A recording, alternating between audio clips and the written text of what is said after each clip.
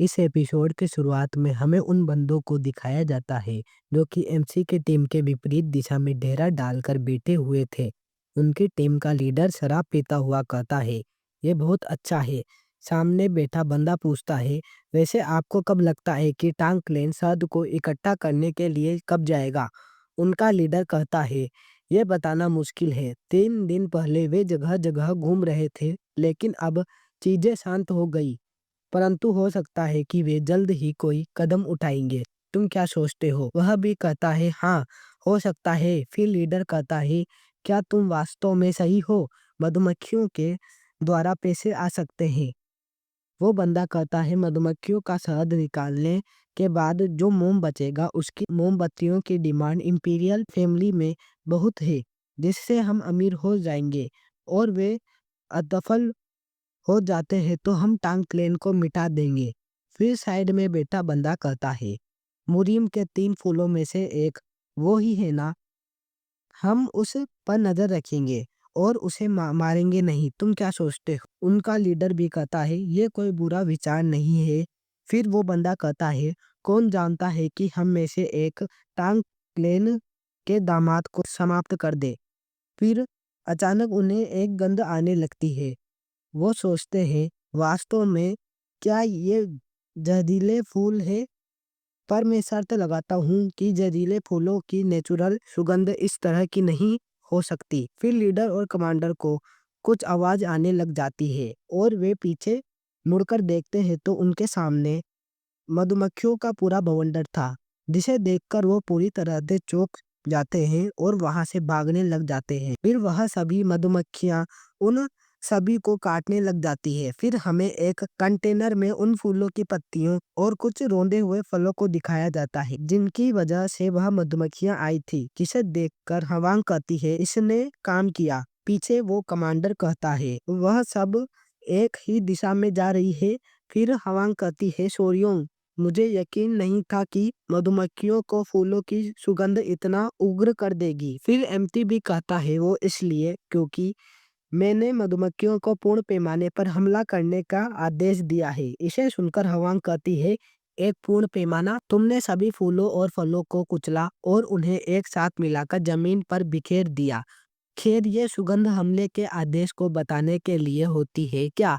फिर एमसी बताता है, यह है फेरेमोनस। ये रासायनिक संकेत एक प्रजाति के द्वारा जानवरों में कम्युनिकेट करने के लिए प्रयोग होता है। जिस तरह का मैंने प्रयोग किया वे फेरेमोन की सुगंध मधुमक्खियों की है, जिससे वो पूर्ण पैमाने पर हमला शुरू कर दे। इसे आइसोमाइन एसिटेंट कहा जाता है। यह सुनकर हवांग कहती है, क्या तुम कह रहे हो कि ये दोनों सुगंध एक ही है जो मधुमक्खियों को हमले का संकेत संकेत देती है? ये वास्तव में आकर्षक है। फिर एमसी कहता है, मुझे और भी आकर्षक लगता है कि उस सुगंध को लेडी हवांग पहचान सकती है। वह भी कहती है, खैर, क्योंकि टांग कबीले जहर में माहिर है, इसलिए मुझे सुगंध को पहचानने की आदत है। एमसी भी कहता है, ठीक है। तो फिर सुनहरे बालों वाली राजा मधुमक्खी के साथ सारी मधुमक्खियां छत्ते के बाहर गई, तो अब हम छत्ते के अंदर जा सकते हैं शहद को हार्वेस्ट करने के लिए। फिर वो टांग क्लेन का मेथड यूज करके मधुमक्खी के छत्ते के अंदर जाने लगते हैं। जाते हुए कमांडर कहता है, अंदर जाना खतरनाक हो सकता है, इसलिए मुझे आगे जाने दीजिए। फिर वो अंदर पहुंच जाते हैं और छत्ते को देखते हुए कहता है, एमसी, ये कितना बड़ा और शानदार है। कमांडर कहता है, ऐसा लगता है कि सभी मधुमक्खियों ने छत्ते को छोड़ दिया। एमसी उस छत्ते को देखते हुए कहता है, यहाँ कोई शहद नहीं है। कमांडर कहता है, यह सही नहीं है। फिर हवांग कहती है, ये वास्तव में खाली है, जैसे शोरियोंग ने भविष्यवाणी की है। फिर कमांडर कहता है, ऐसा पहले कभी नहीं हुआ, ये कितना अजीब है। फिर एमसी कहता है, ये मत कहना कि यहाँ पर अंडे भी नहीं है। ये सुनकर कमांडर कहता है, कुछ तो गड़बड़ है, यहाँ से शहद भी गायब है। एमसी भी कहता है, वो शायद कहीं जाने की तैयारी कर रहे हैं, तभी शहद को अपने पेट में इकट्ठा करके ले गए।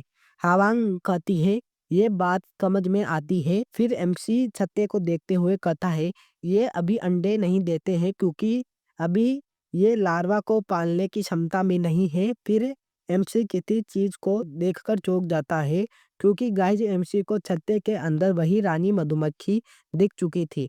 फिर एमसी स्माइल करता हुआ कहता है, लीडर तुम यहाँ कितनी देर तक रुक सकते हो? वो भी कहता है, लगभग आधे दिन तक। फिर पीछे से टंग क्लेन का बंदा आते हुए कहता है, यंग वॉरियर वो मधुमक्खियां यहाँ पर ही आ रही है तो हमें यहाँ से तुरंत निकलना होगा। फिर लीडर कहता है, यंग वॉरियर जल्दी हमें यहाँ से भागना होगा। एमसी भी कहता है, बस थोड़ी देर, बस थोड़ी देर और। परंतु हवांग एमसी को पीछे से खींचकर ले जाने लगती है और वो सारे के सारे उस जगह से बाहर भागने लग जाते हैं। इसी के बीच गाइज हमें एमसी के कपड़ों के अंदर मधुमक्खी को देख सकते हैं। फिर वो सारे ही वहां से बाहर निकल चुके थे। हवांग भी कहती है, शुक्र है मधुमक्खियों के आने से पहले हम बाहर निकलने में कामयाब रहे। फिर हवा एमसी की तरफ देखकर चौंकती हुई कहती है, सोरियोंग तुमने ये किसे उठा रखा है?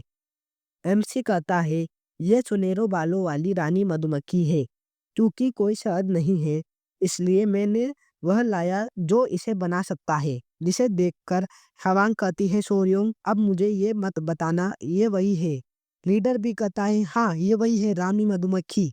और वो दोनों ये सुनकर पूरी तरह से डर जाते हैं क्योंकि वो रानी मधुमक्खी जोर जोर से चिल्लाकर अपने साथियों को बुला रही थी। फिर एमसी कहता है, टीम लीडर मधुमक्खियों को पता चल गया होगा कि उनकी रानी हमारे पास है तो वह हमारा पीछा शुरू कर देंगी, तो हमें पूरी जान लगाकर भागना होगा। और गाइड मैं आप सभी से कहना चाहता हूँ कि प्लीज जितने मेरे चैनल को सब्सक्राइब नहीं किया वो प्लीज सब्सक्राइब कर ले। और हमारा यह एपिसोड यहीं पर ही एंड हो जाता है।